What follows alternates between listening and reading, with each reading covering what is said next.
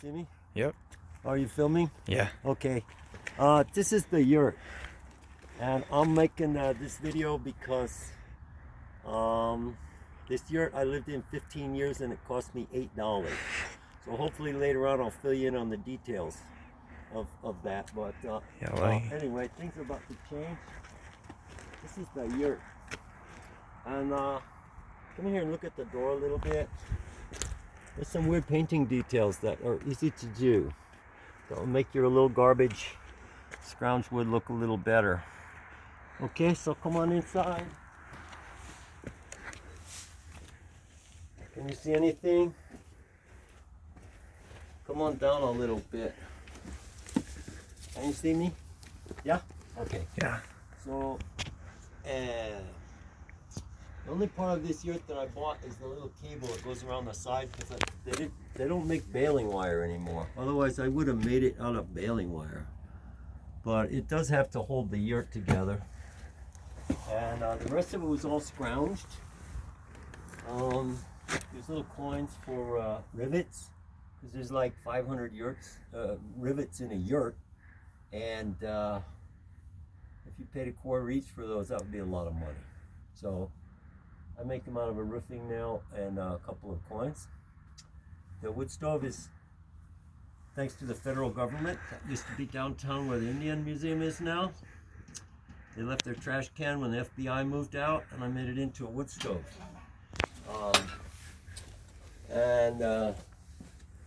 You can see that. That has had 1 million fires in it, and it works very good. So that's the wood stove. What else is there?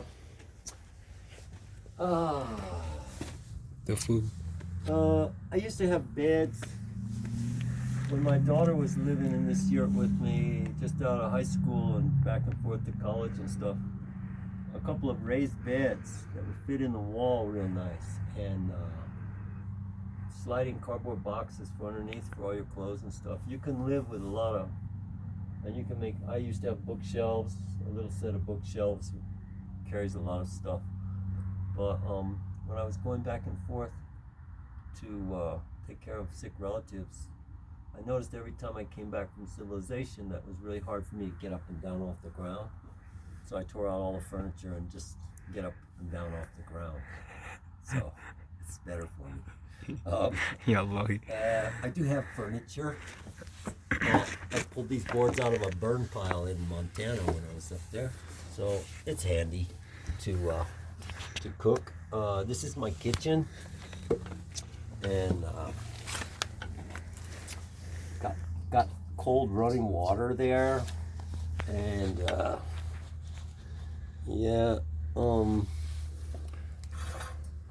so we can make coffee or whatever. And what else is going on in here?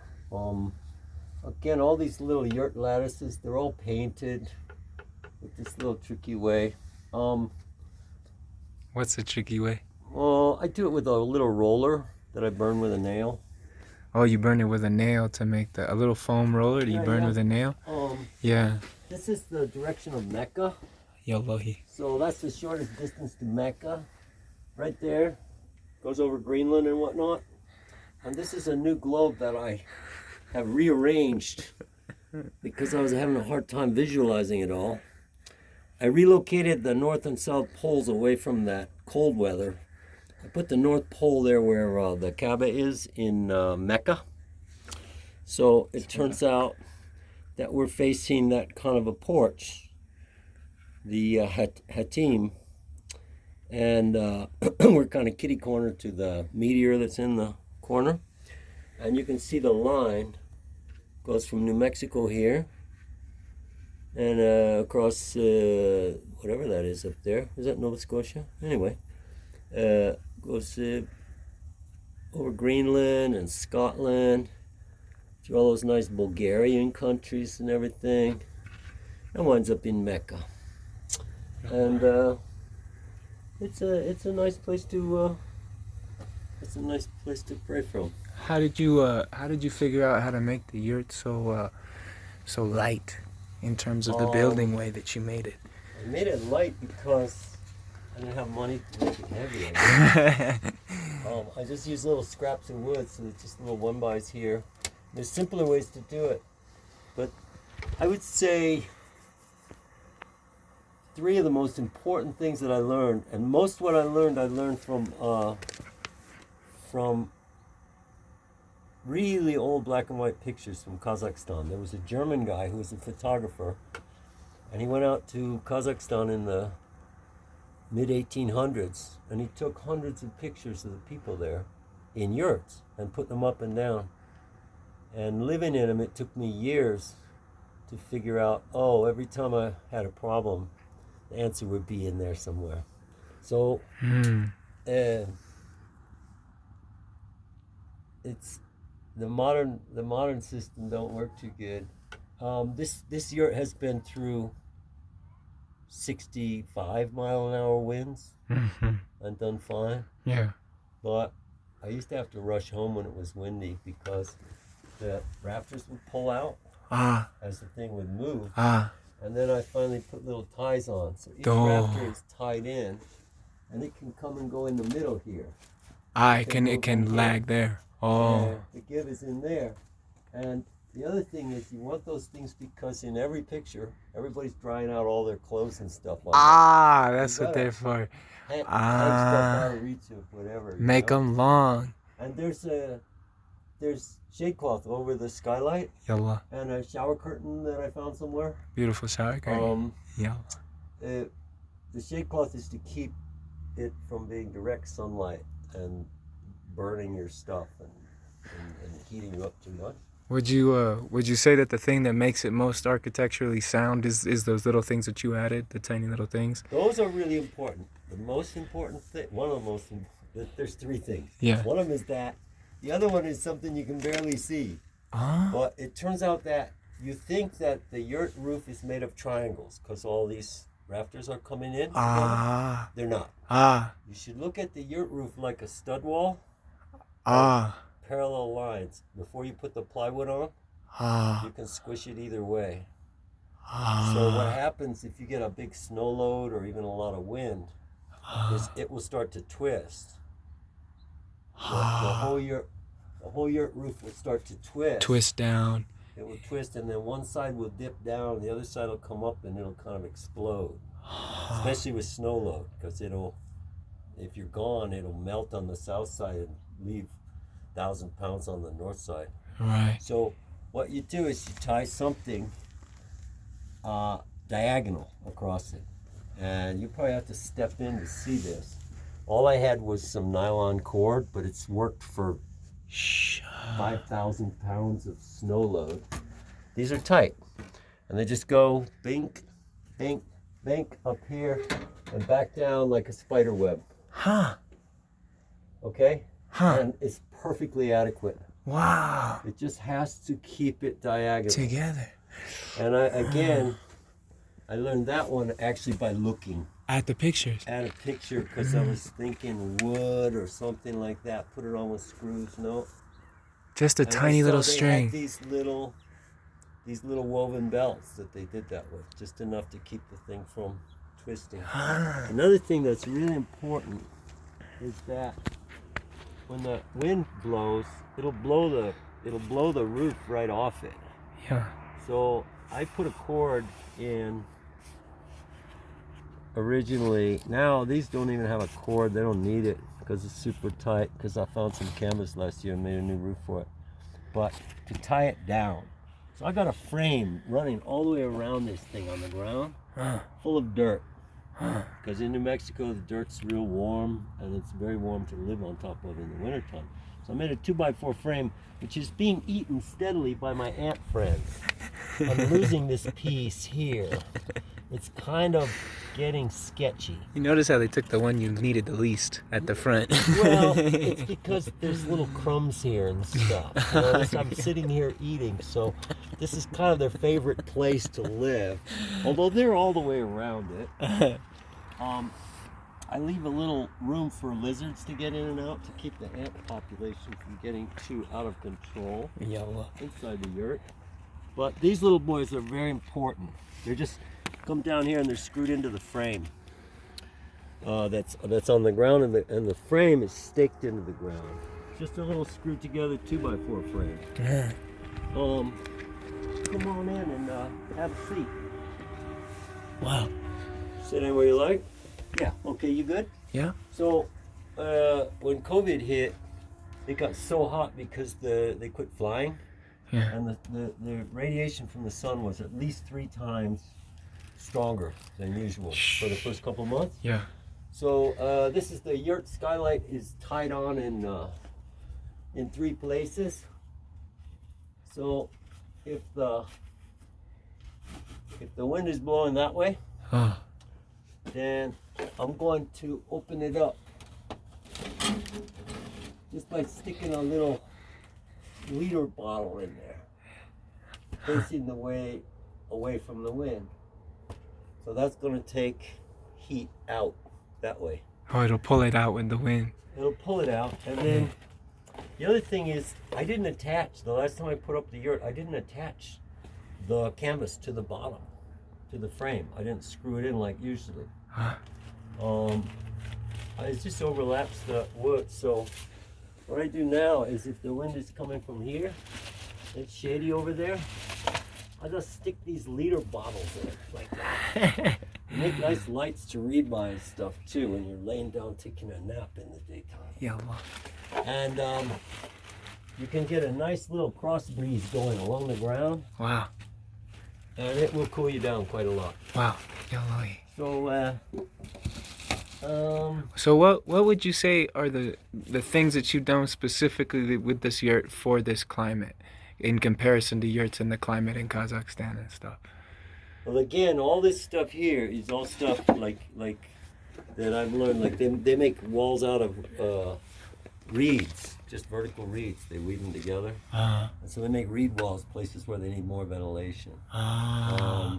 Instead of the canvas or whatever felt like that that. they have. Yeah. Wow. But yeah, that's kind of it for now. Let's look at that skylight again. Look at that light coming in. That's beautiful. That's pretty nice. How do you what's the most dangerous thing about having a fire in here?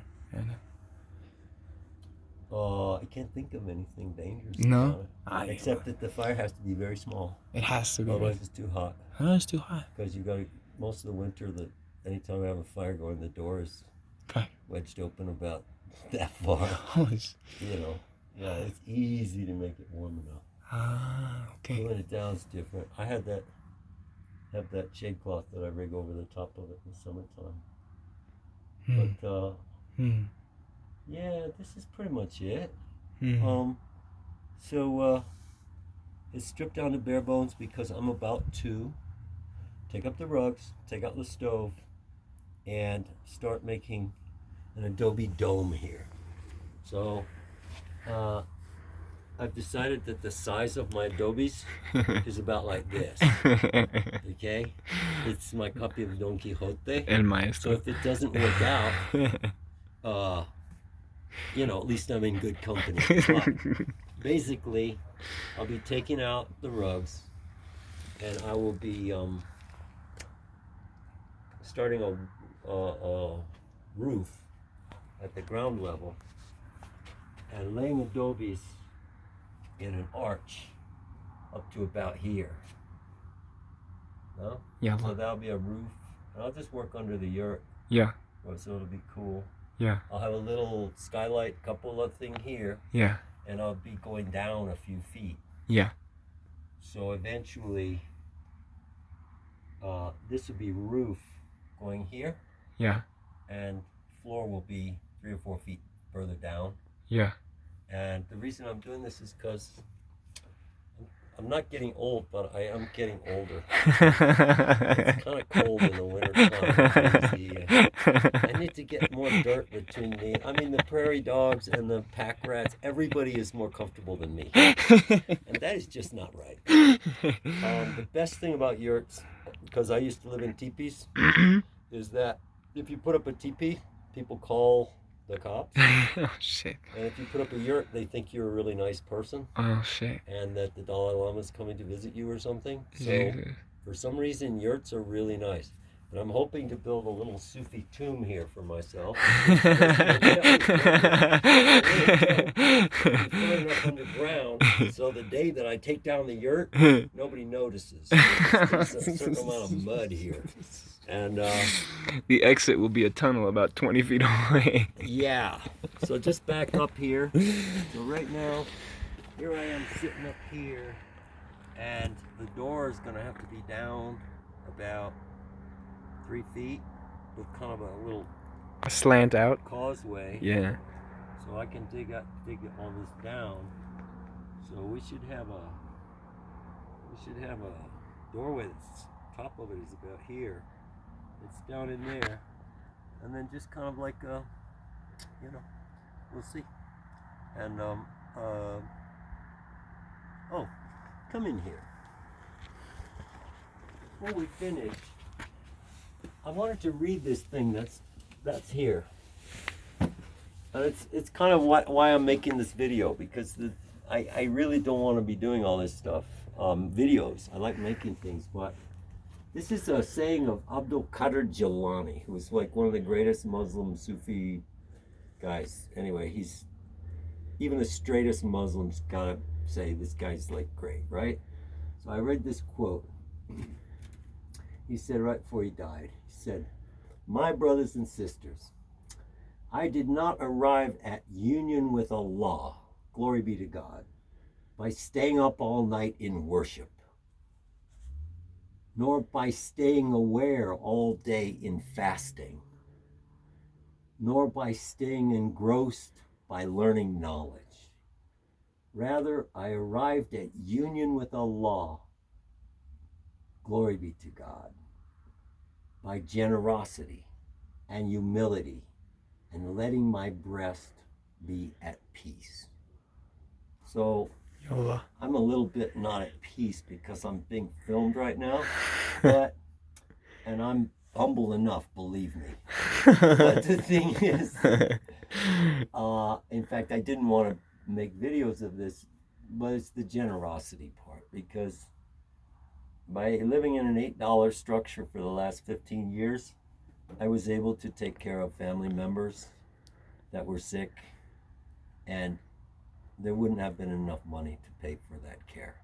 It's many tens of thousands of dollars worth of minimum wage work, no?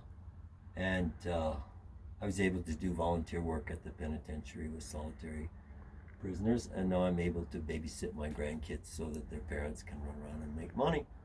But also this generosity. So hopefully I'll put this up on YouTube, and later on show you how to make all the rivets and give you the measurements of everything, and hopefully make it possible for you to make your own house. That's my intention anyway. Okay, so Assalamu alaikum. Thank you very much, and turn that thing off.